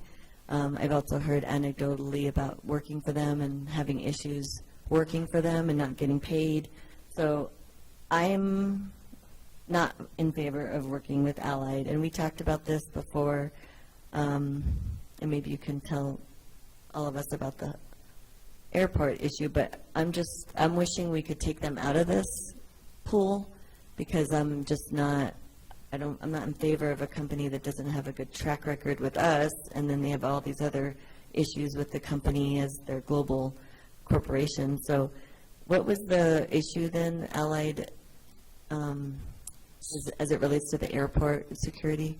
So, Chairperson Romero Worth, Councilor Villarreal, right now Allied is providing security at the airport, and there is a process for security vendors to go through essentially to get the proper authorization to operate in an airport. And right now, it is my understanding that the only vendor we currently have that has that certification is Allied, which is one of the reasons they were included in this recommendation to award a contract. I do want to say that one of the things that we're attempting to do here, kind of to speak to some of the other background you gave with challenges we've had with Allied over the last couple of years, one of the primary challenges has actually been staffing and their inability to cover all of the sites that we've contracted for.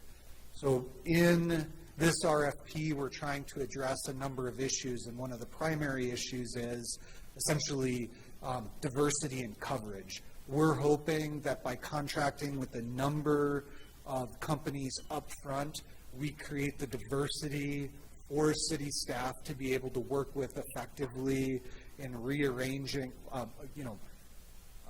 expanding the number of service providers we have, and increasing opportunities for various entities within the city to contract with various individuals. And this, I can't speak for the airport, but might be one of those cases where proceeding down this route keeps us covered in the near term with security at the airport, which is federally mandated, and in the long term creates opportunity to explore relationships with other entities.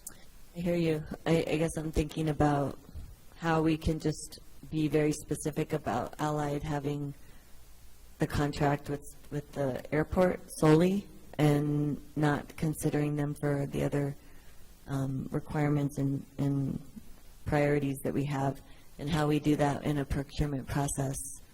If we specify that for them, since they're the only one that has the certification for the airport. Chairperson Romero-Worth, Councilor Villarreal, I cannot speak officially for the procurement office, but it is my, based upon my experience in going through the procurement process, that changing the scope for any, you can't change the scope for just one respondent to an RFP or an ITB. It would actually, not only would it be required to change it for all of the respondents, it would also require the reissuance of the procurement process to modify the scope of work, because it's, you know, Right. You understand. I understand that piece. I guess as staff, though, because different departments get to decide how to utilize this on-call, we could just decide not to use Allied for anything else other than the airport. And I don't know if staff knows how that works, that we just decide internally that that's how Allied gets utilized. Chairperson Romero-Worth, Councilor Villarreal, I honestly don't know how to answer that question, but it is absolutely something that I would be willing to look into and be able to provide more information on in the next meeting, to you directly if you were interested, in between, and certainly if you are not at Public Works Committee, again, at governing body. But I don't want to speak out of turn and make any promises that I can't keep right now. I understand. I think that, yeah, I'd like to understand what that could look like. I think it's in our best interest not to be utilizing Allied only if we have to. So I'll yield the floor. Thank you. Councilor Lindell. Thanks, Chair. Just one quick question. What happened to the company that dropped out? Chairperson Romero-Worth, Councilor Lindell, towards the end of the contracting process, where we were actually sending out the official contracts and vendors returning them, and kind of nearing the end of our window to be able to get this onto committee and council agenda, the fifth respondent requested changes to the contract that would have pushed us over into the next fiscal year, and we did not have time to work with them and all the other respondents to make the modification. We have sent an email out to the procurement office to talk about the possibility of a contract amendment in the near future, that it would allow us to modify all the contracts collectively and bring them back on board. But we did not have time to keep them on board and make our deadline of June 30th. I understand. They had pretty good scores. They look like a pretty good company for us. Absolutely. Hopefully, we can find the wiggle room and how to go about getting them back into the fold, because seemingly we have a lot of trouble keeping security companies, and I was just curious where they had gone. So I yield, Chair, and in fact, can I make a motion? Sure. I move to approve. Is there a second?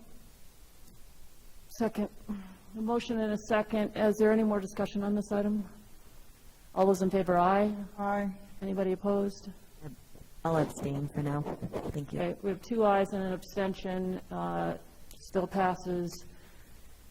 Thank you.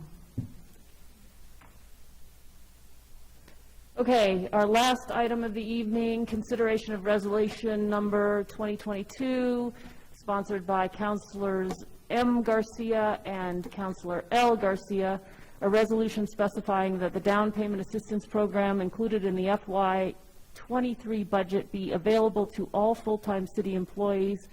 I'm not sure, there we go. We do have Alex Ladd here to answer questions. We also have one of the sponsors here. Counselor Garcia. And Counselor Lindell, you pulled this item, but as a courtesy, I'm going to allow Counselor Garcia to say a few words if he wants to, and then we can go to you if that's okay. Sure. Thank you, Madam Chair. And I just want to thank you and all the staff who made some magic happen to get this on the agenda at the 11th hour. With that, I think it's a pretty simple request for requesting here for a change, that the program be extended to all full-time city employees. With that, I'll defer to Councilor Lindell for any questions. Counselor? Thank you, Chair. I really don't have any questions. I think I have a thorough understanding of, I mean, it's a pretty straightforward resolution, but the reason I pulled it is that I want to be clear that it's not a resolution that I support. So I didn't want any misunderstanding about that, so I went ahead and pulled it. I don't have any questions about it.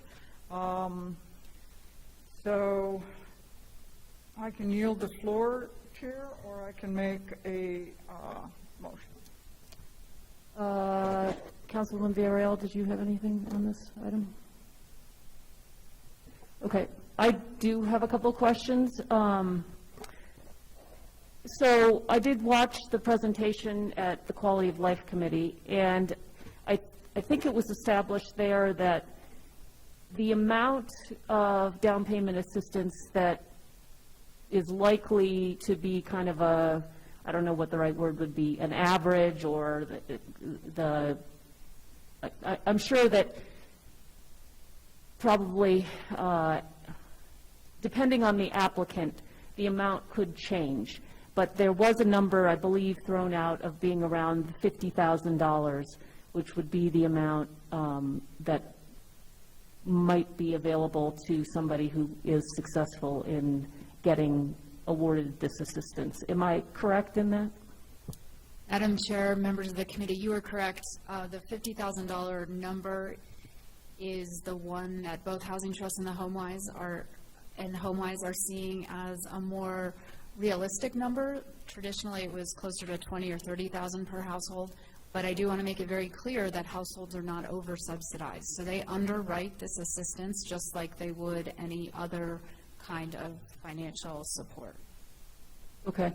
And so with the $50,000 and the amount that has been budgeted in the FY23 budget, we're talking about potentially being able to help 15 employees currently that are, right now, it's targeted at first responders, correct? And so we'd be able to help 15 employees who were first responders with the amount of money that's currently here, given the $50,000 being kind of a average level of award. Madam Chair, that's correct. I would expect it to be maybe one or two more than that.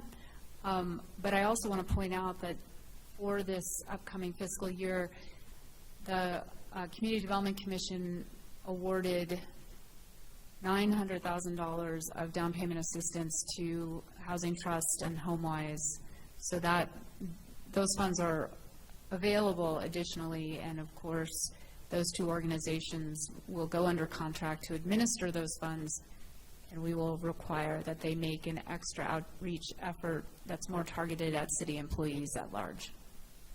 Okay, so we have in this request, remind me, it's 700, how much? 80, 700? Actually, it's not even in this, is it? 750. So 750,000 is what we budgeted for FY23 to help first responders, and then now you're saying there's another 900,000 that has been directed that could help city employees more generally. Madam Chair, the $900,000 is open to the community at large, but we are going to require that the organizations, they have to report to us when they help city employees, but we're just going to have them beef up their outreach just a little bit to make sure that anyone who is mortgage ready and for whom this is the right choice is able to access those funds. You know, bear in mind that for many people it takes months, if not years, to get into that mortgage ready position because of they need to fix some credit score issues, or they have debt they need to pay off. I think even if what this does at a minimum for some folks is just get them into the system and get them thinking about homeownership, or even just financial fitness and how to get their financial matters in line, and to help them understand how to make smart financial choices, that there's a lot of value to that, even if the person doesn't end up buying a home or doesn't end up moving to Santa Fe. Okay, thank you. And I guess I would just point out that we did talk a lot about this during the budget hearings, and, this is a new program. We don't have any experience with it. We haven't really developed the program criteria. And I think when we talked about this, the idea was that it's kind of a pilot, in essence. Would you characterize it that way? Madam Chair, the city's been funding down payment assistance programs for 30 years, so it's not that we don't know what these programs look like or how they need to be administered, and we would not do this ourselves. I would not income certify people and get them ready to buy a home. That is not what I do. We would have to contract with one of the, or both of the nonprofits in the community to provide the direct services and to actually do the technical part of the work. I think the question I asked the members of the governing body who are in support of this or not in support of this, or who came up with the idea in the first place, is what policy question, what problem are you trying to solve with this? Because that's what informs the design of the program. So as soon as that's articulated, we know how to do this. It's not a question of, oh, this is such new stuff in a pilot. It's just what problem are we trying to solve? What need are we trying to meet? Right, and I'm glad you brought that up because, well, a couple things. I mean, all right, so we're not going to be we're going to be contracting with somebody who will, at the moment, the problem we're trying to solve is getting more first responders to live in Santa Fe, to be homeowners in Santa Fe, and potentially bring some of, particularly police who live outside the city, back to living in the city. So that's the problem we're trying to solve. That's the way we pass the budget. I think that with this resolution, there may be a new problem we're trying to solve or a wider problem we're trying to solve. But I think the initial passage of this money and how it would be directed was pretty clear in what the policy objective was, which is to target first responders and certainly to see if we can entice more police to live in Santa Fe, to be able to afford it. And so I think that's the problem we're trying to solve. And with the initial amount of money. This, of course, would be something different. Okay, I guess, when we talked about this, I think we thought that we would see how it worked for first responders, and I would like to see how that works. It's opening it up to more city employees is something that I'd be interested in exploring, but I think it's premature at this point, and I'd like to see the original money. I think I spent the better part of my weekend on the phone with constituents because of a shooting in the South Capitol neighborhood, and I think public safety is something that we really need to be paying attention to, and we know we're living through an incredible fire season. We do have public safety issues that we need to be addressing, and I would support sticking with the original objective and potentially exploring this down the road with additional funding and making it wider once we have some sense of whether this works in terms of getting folks to live and be able to afford it, to live in Santa Fe with this help. So, Councilor Lindell, you were going to do a motion, or? I can make a motion. Are we? Councilwoman Villarreal didn't have. I'm sorry, I just wanted to say, I said this in the quality of life. Yes, we want the amount of this funding to go, you know, that first responders have access to it. And the reason why I was in support of having this resolution passed and having it open to all city employees is that once we have excess GRT, hopefully, that we can actually feed into that pool of money so that it can expand. And this was just setting the policy structure for it to be able to do that. So I guess I am in support of this because I want us to be able to look into the future, to be able to do more and have more money, not just for this pool for first responders, but everybody at the city. So that's why I'm supporting this resolution. Okay, are we ready for a motion?